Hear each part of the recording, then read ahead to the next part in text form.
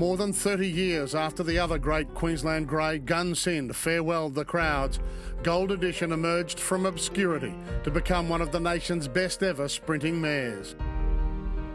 Her outstanding racetrack performances cemented a long-standing friendship between her trainer Ron Maund and owner-breeders Kevin and Tanith O'Brien, and justified their decision to break the budget to secure her at the yearling sales.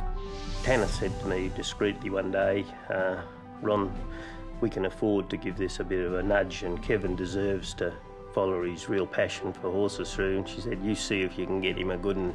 I spent $120,000 I think on Gold Edition and $110,000 on Pure Energy and a range of horses. I did buy a certain type of horse, even though you wouldn't know it looking at them. They were a mixed bag. Gold Edition was a big bullhead grey thing with heavy bone like a draft horse, and Pure Energy was a little fat quarter horse. But they had a criteria that met what I thought would make them run and run early. And luckily, when we did unzip the wallet, the good ones come forward, and the O'Briens nearly had a lifetime, all in a few years of high-class racing. Gold Edition had a huge heart, and her ability to cope with racing the best sprinters in the land, preparation after preparation, endeared her to racing fans across the nation. At the completion of her arduous 2-year-old season, Gold Edition had started 12 times for 5 wins, including a luckless performance in the Golden Slipper, when she was rated unlucky by many not to have beaten the winner, Miss Finland. She returned in a blaze of glory as a 3-year-old, winning twice in Brisbane and Sydney, before she ventured south to defeat the Colts with a devastating win in the Group 1 Ascot Vale Stakes at Flemington. Gold Edition a mile in front. She's got the Ascot Vale. She is going to canter home from Splashing Out, and Gold Edition wins 4 lengths to Splashing Out. Well, we were starting to sort of develop a bit of an opinion. She won, I think it was a Missile Stakes in Sydney, a 1,000-metre race, and with a fair bit of authority, and I thought, if I do the right thing here, they're bringing this Ascot Vale Stakes up to a Group 1 and moving it on the program at Flemington. I thought I might be nearly able to, this horse might measure up to this, and we didn't know she was the Gold Edition that we know she was now, you know. We thought she was just pretty good, but when she went there, I must admit, after she gave them short back and sides on the Saturday and then come out on the Thursday and won by 7 lengths against the fillies. All of a sudden I took a bit of a deep breath and I thought, this might be the great horse that I've been looking for. Gold Edition up to the turner, half in front of Universal Queen.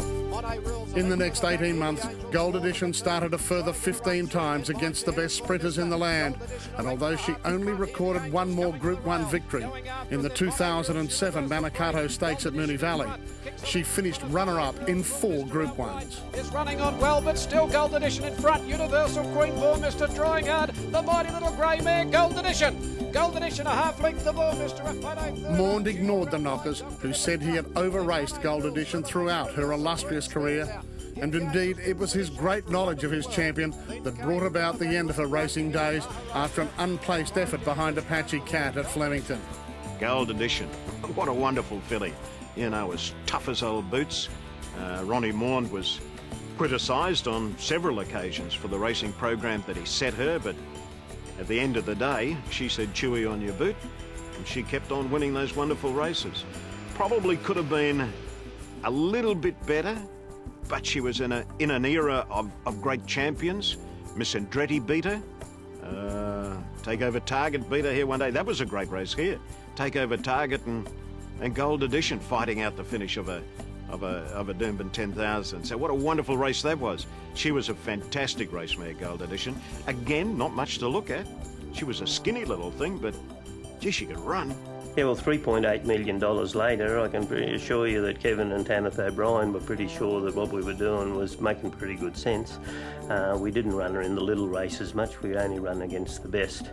And sure, we saddled her up because she was a great eater. The one way you could have brought her undone would have been put her in the paddock and let her go to fat and think she's a broodmare. And I think people kid themselves. I think athletes, when they're at their concert pitch stage of their lives, humans and horses, I think should be kept going, without busting their bellies on the track, and served up where the good races are, chase them all over the countryside, and as we're seeing now, they chase them overseas too, so she would have been competitive anywhere in the world on a day, I'm quite sure. Gold Edition at the 200 metre mark, look at her go. She opens up 3, 4, 5 in front. Industrious getting to second from Fun in Flight. McFly, then Satin Robes running on, but Gold Edition canters home. She's a brilliant filly. Gold Edition about